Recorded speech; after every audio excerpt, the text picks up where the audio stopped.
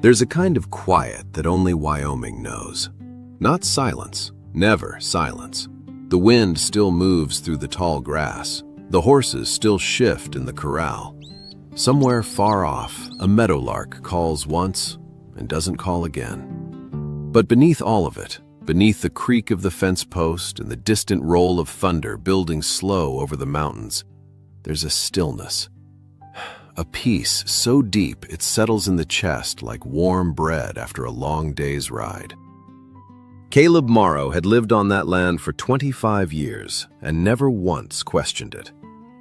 He fixed fences because fences needed fixing. He rose before the sun because the cattle didn't wait.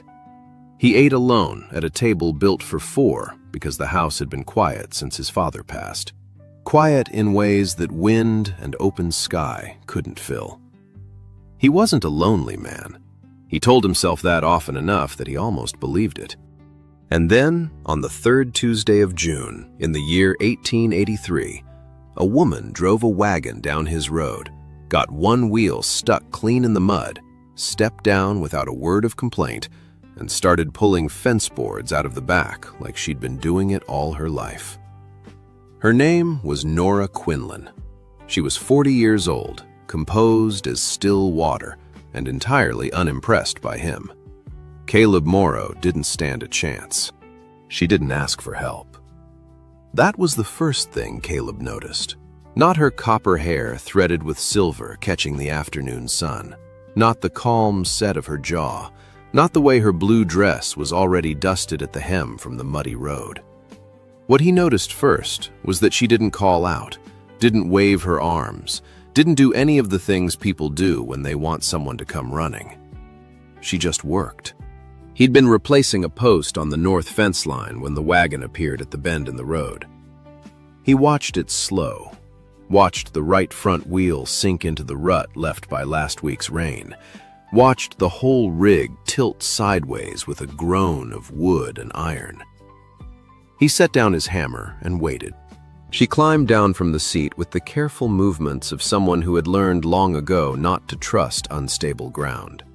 Walked around to the back, pulled the canvas aside, and started unloading fence boards one at a time, setting them in a neat stack on the dry grass beside the road. Caleb walked over. "Ma'am." She looked up without startling. Eyes the color of creek water in shadow, green, steady, giving nothing away.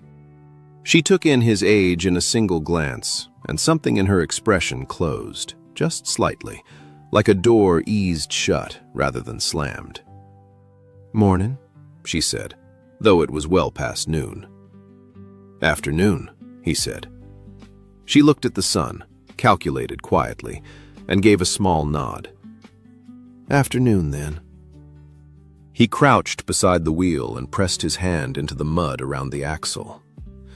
Deep, but not hopeless. He got his shoulder behind the wagon frame. She took the reins without being told, climbed back up, clicked her tongue at the horse, and waited. It took 2 tries. On the second, the wheel broke free with a sucking pull, and the wagon rolled forward onto solid ground. She looked back at him, mud on his sleeve, breath steady. "Thank you," she said. "Where are you headed?" "Ridgecrest. I'm the new school teacher." He nodded once. "Road forks a mile ahead. Take the left." She studied him, a moment longer than was strictly polite. Then she climbed down and began loading the fence boards back into the wagon. He picked up the other end without asking.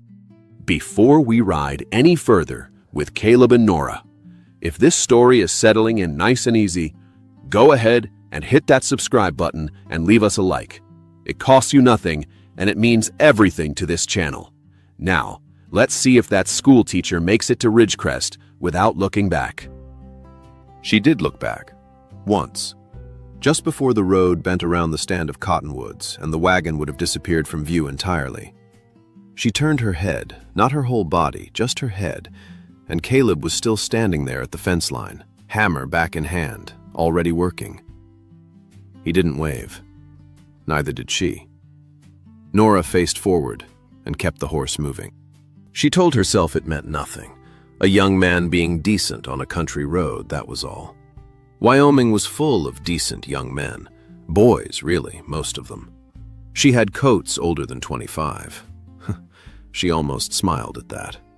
Almost. Ridgecrest was smaller than the agency letter had suggested. One main street, a general store, a church that doubled as a meeting hall, and a schoolhouse at the east end of town that needed paint badly and a new door latch worse. Her landlady, a widow named Mrs. Holt, took one look at her traveling bag and said, "You've moved before." "Several times," Nora said. "You running toward something or away?" "Neither. I go where the work is." Mrs. Holt left a pitcher of water and a square of cornbread on the dresser and closed the door softly behind her. Nora sat on the edge of the bed. Outside the window, the Wyoming evening was settling in, purple and gold over the mountains, the first stars already faint above the ridgeline. A dog barked somewhere down the street. A screen door banged. Somewhere, someone was cooking something with onions. Ordinary sounds. The sounds of a town going about its life without her. She had arrived in 11 towns this way. Always the stranger. Always the school teacher. Always the woman who was competent and reliable, and who no one thought to invite to supper because surely she had her own arrangements. She ate the cornbread alone. It was good cornbread. She didn't let herself think about the man at the fence. She only half succeeded. He came to town 4 days later with a paper sack of nails he genuinely needed, and a route through the main street that was genuinely out of his way. He was coming out of the hardware store when he nearly walked into her outside the general store, standing on the boardwalk with a list in one hand and a look of mild annoyance directed at a barrel of flour that was not the weight she'd been promised. "That's 40 pounds, not 50, she was telling the store clerk, a boy of 17 who was clearly not accustomed to being corrected in that particular tone of voice. "Yes, ma'am," the boy said, and went back inside. She turned and found Caleb 2 feet away. Surprise first, then composure settling over her features like a curtain drawn evenly across a window. "I don't know your name," she said. "Morrow. Caleb Morrow." "Miss Quinlan." She paused. "Though you likely heard." "Word travels." A faint smile, brief as a cloud shadow crossing open grass. "Hardware store?" "Nails." "The fence?" He blinked. He hadn't expected her to remember. "Same one," he said. "Is it giving you trouble?" "Posts rot. It's just the nature of things." She seemed to consider that. "I suppose it is." The flower boy returned with a corrected ticket. Nora checked it, signed, turned back to Caleb as if she'd been aware of him the entire time, which, he suspected, she had. "Good afternoon, Mr. Morrow." "Miss Quinlan." She walked away at an even, unhurried pace. He stood on the boardwalk a moment longer than necessary. He needed more nails next week, too, he decided. October came in cold and golden, and found Caleb Morrow standing in his barn at dusk, talking to his horse. This was not new. He'd been talking to horses since before he could properly talk to people. But the subject had shifted. She looked out the window again, he told the mare, who was eating and thus willing to listen. Friday, 8:30, same as last week. The mare did not comment. "I know how it looks," he said. "I know what the town thinks. Holt woman's already got opinions." He leaned against the stall post, arms crossed, looking at nothing in particular. "Doesn't change what I see when I'm around her. Doesn't change that she's the most honest person I've met in this county. Doesn't change that she laughed last Tuesday, and I've been thinking about it since." The mare shifted. "She's 40 years old," Caleb said quietly, as if testing the words for weight. "And I'm 25, and I know that. I'm not a fool." He was quiet for a moment. "But I've run this ranch since I was 19. I've made decisions most men twice my age haven't had to make. I buried my father without falling apart, and I kept the cattle through 2 bad winters, and I've never asked a single person for something I couldn't justify."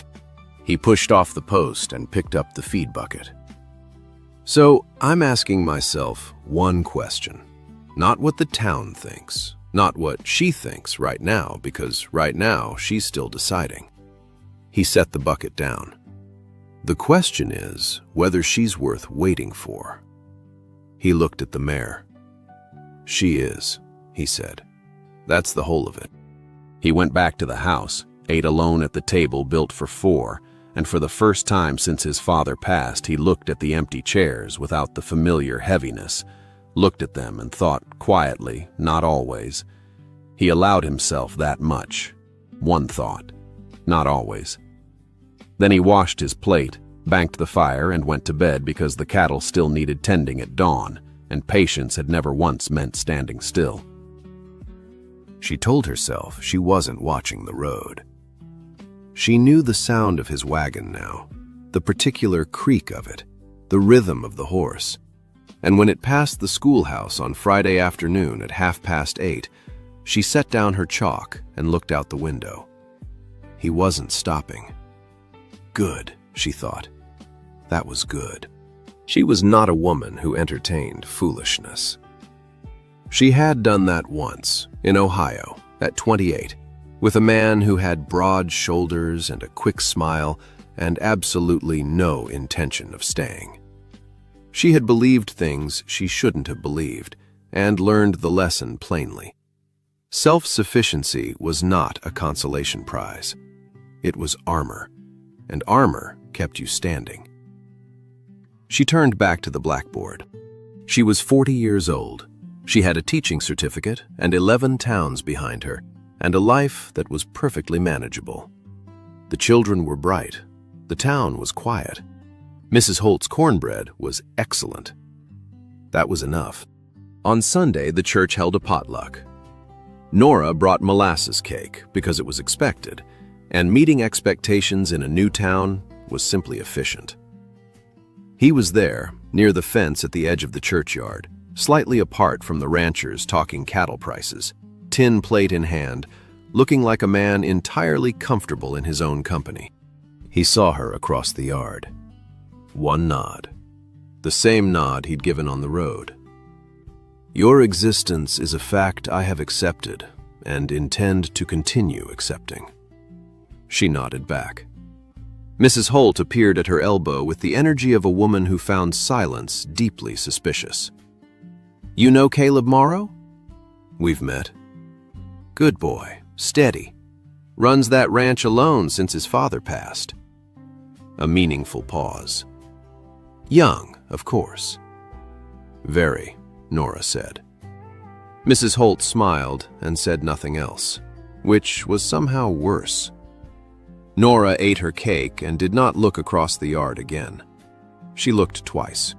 He asked her to walk. No moonlight, no borrowed courage. A Sunday afternoon with a blue sky and a prairie wind and half the town 20 yards away eating pie, and he simply came to stand beside her near the cottonwood and said quietly, "Would you want to walk a little? There's a good view of the valley from the North Ridge." She looked at him. He looked back. No expectation, no performance, just a question. "People will notice," she said. "Probably."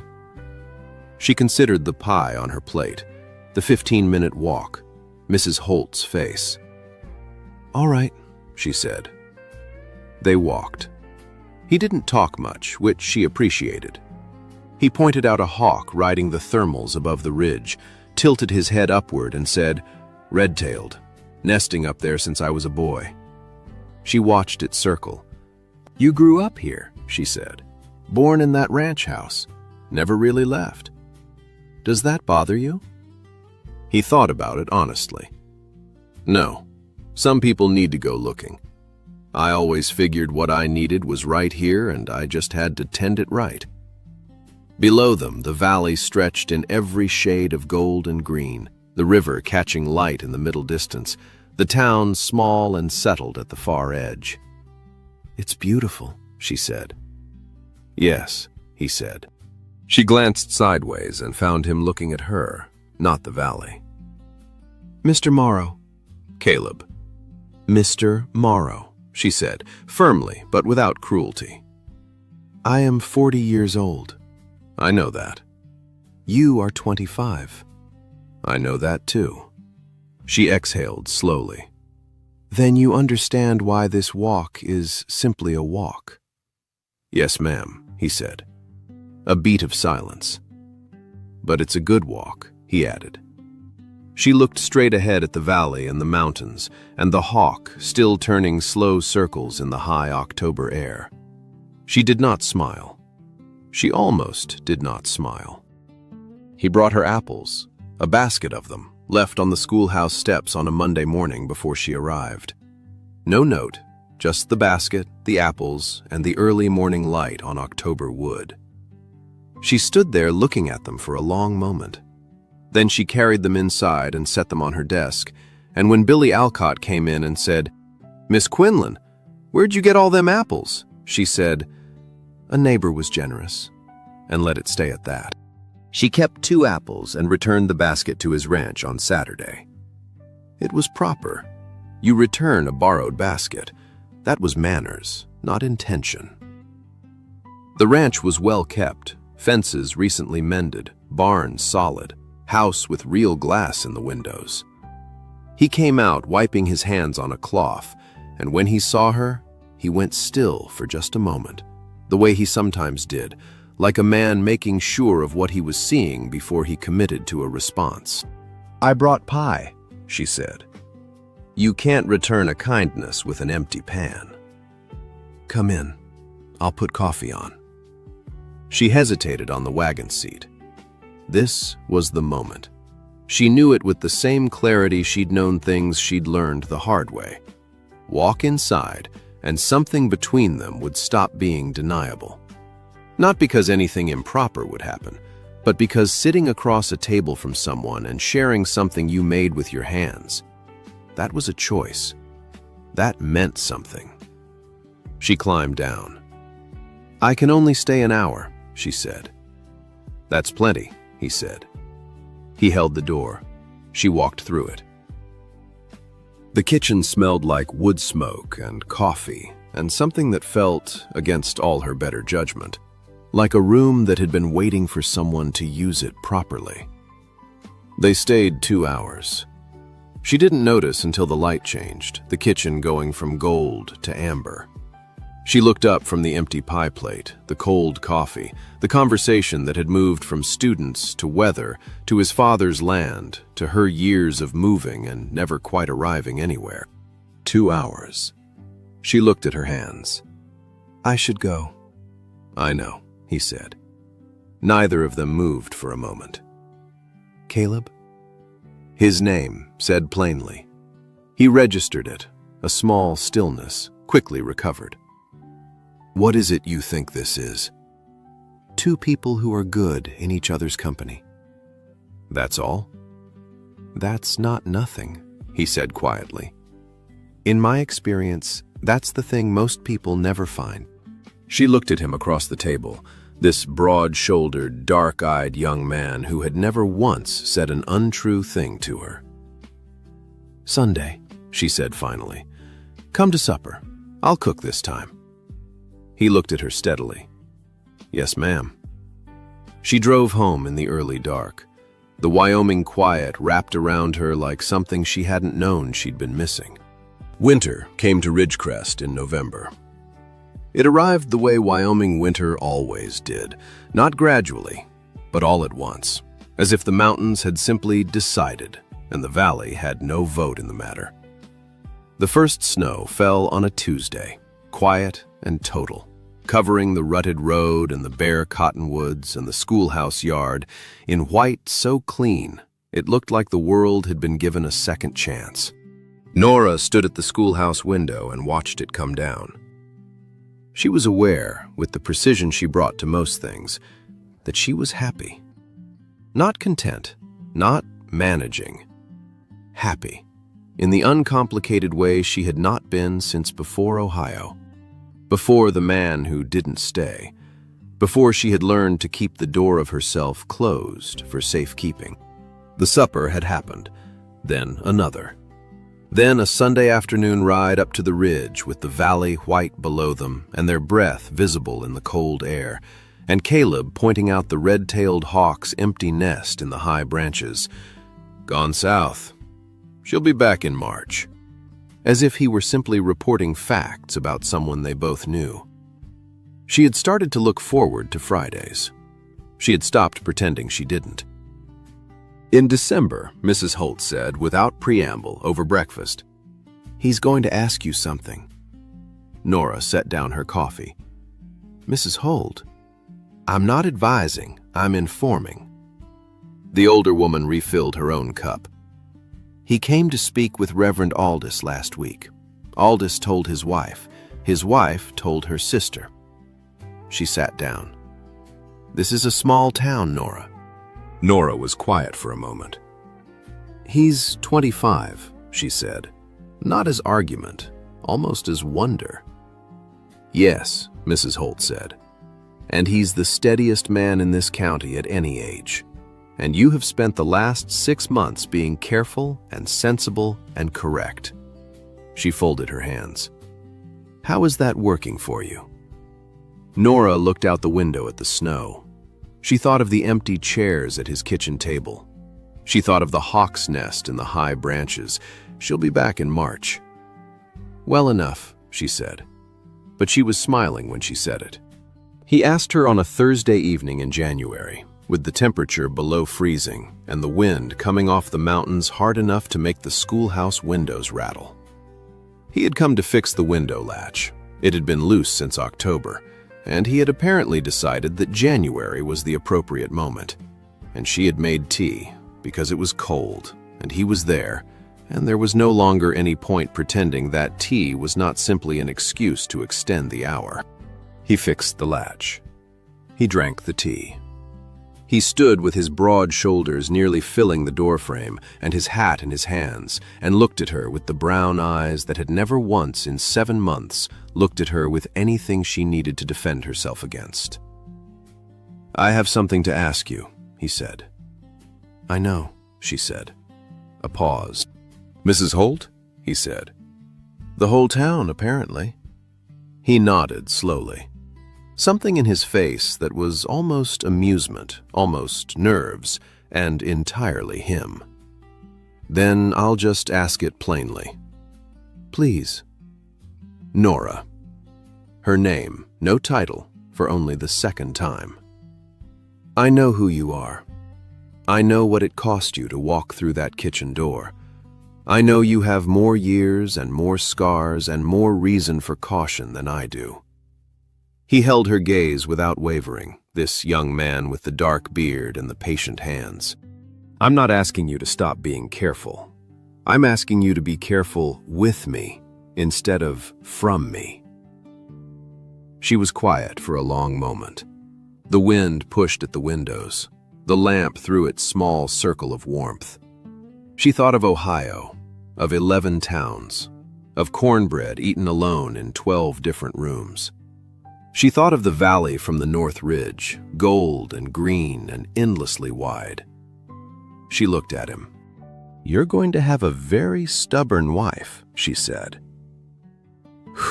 He exhaled, slow and steady, like a man who had been holding something carefully for a very long time. "Yes, ma'am," he said. "I'm counting on it." He was still holding his hat. She reached out and took it from his hands. They married in April, on a Saturday, when the valley had finally remembered how to be green. The church was full. Ridgecrest was a small town, and small towns show up for things that matter. And this one, it had decided, mattered. Mrs. Holt sat in the front pew and did not cry, though her handkerchief saw considerable use. Billy Alcott sat beside her in a collar that was clearly new and clearly uncomfortable, and kept his eyes on the front of the church with the focused expression of a boy who had been told this was important. Caleb stood at the altar in a dark coat that fit across his broad shoulders, the way a coat should fit on a man who worked his body honestly. His dark hair was combed, his beard trimmed, his brown eyes fixed on the door at the back of the church, with the steady patience that was simply the way he existed in the world. The door opened. Nora walked in alone. She had no one to give her away. She had pointed this out to Reverend Aldous, who had suggested various alternatives, all of which she had declined with polite efficiency. She walked down the aisle in a dress the color of new cream, her copper hair with its silver at the temples pinned up, and then, because she was who she was, slightly less pinned than she'd intended, one wave loose at her jaw. She carried a small bunch of early wildflowers that Mrs. Holt had pressed into her hands that morning without a word. She was 40 years old, and she was the most beautiful thing Caleb Morrow had ever seen. He said that later, that night, at the kitchen table, over supper that neither of them ate much of because there was too much else to pay attention to. She told him that was a foolish thing to say. He said he'd said it anyway. She looked at him across the table. This man of 25 who had fixed her fence and brought her apples and waited without complaint and asked plainly and held the door open and meant every single word he'd ever said.